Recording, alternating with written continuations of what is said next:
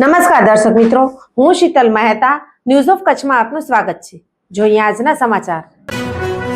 રાજસ્થાન, મધ્યપ્રદેશ સહિત 8 રાજ્યમાં ઠંડીની લહેર, હિમવર્ષા, ઠંડી હવાઓ તથા કાશ્મીર, ઉત્તરાખંડમાં પાઇપલાઇનમાં બરફ જામ્યા। કચ્છમાં પણ ઠંડીનું મોજું। ઉત્તર ભારતમાં બરફ પડે છે અને ઠંડી પડે છે, ત્યારે ગુજરાતના અનેક ભાગોમાં ખાસ કરીને કચ્છમાં ઠંડી વધે છે।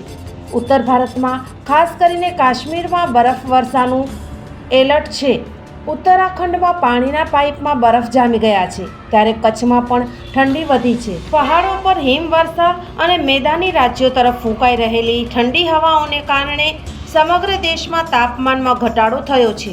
રાજસ્થાન, મધ્યપ્રદેશ, ઉત્તર પ્રદેશ, હિમાચલ, ઉત્તરાખંડ, બિહાર, ઝારખંડ, છત્તીસગઢમાં તાપમાન 5 ડિગ્રીથી નીચે પહોંચી ગયું છે।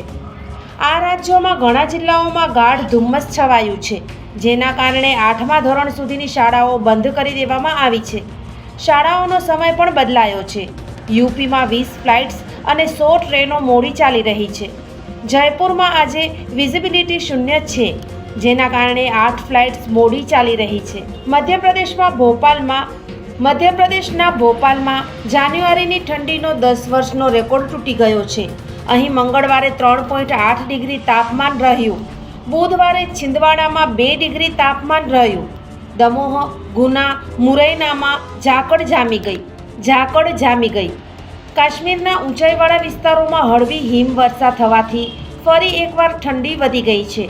આગામી 15 દિવસ ભારે હિમવર્ષાની ચેતવણી જાહેર કરવામાં આવી છે। ઉત્તરાખંડમાં પારો -9 ડિગ્રીએ પહોંચી ગયો છે।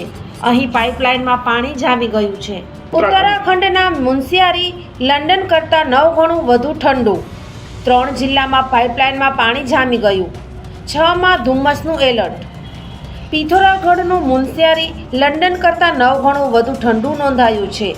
અહીંનું તાપમાન 9 ડિગ્રી સેલ્સિયસ છે, જ્યારે લંડનનું તાપમાન 1 ડિગ્રી સેલ્સિયસ છે। રુદ્રપ્રયાગ, ઉત્તરકાશી અને ચમોલીના ઊંચાઈવાળા વિસ્તારોમાં તાપમાન 0થી નીચે જતાં અહીં પીવાના પાણીની પાઇપલાઇન જામી ગઈ છે, જેના કારણે લોકોને પીવાના પાણી માટે સંઘર્ષ કરવો પડી રહ્યો છે। દર્શક મિત્રો, આજે તારીખ 7 જાન્યુઆરી 2026 આ હતા આજના સમાચાર। આવતીકાલે ફરી મળીશું, ત્યાં સુધી મને રજા આપશો। નમસ્કાર।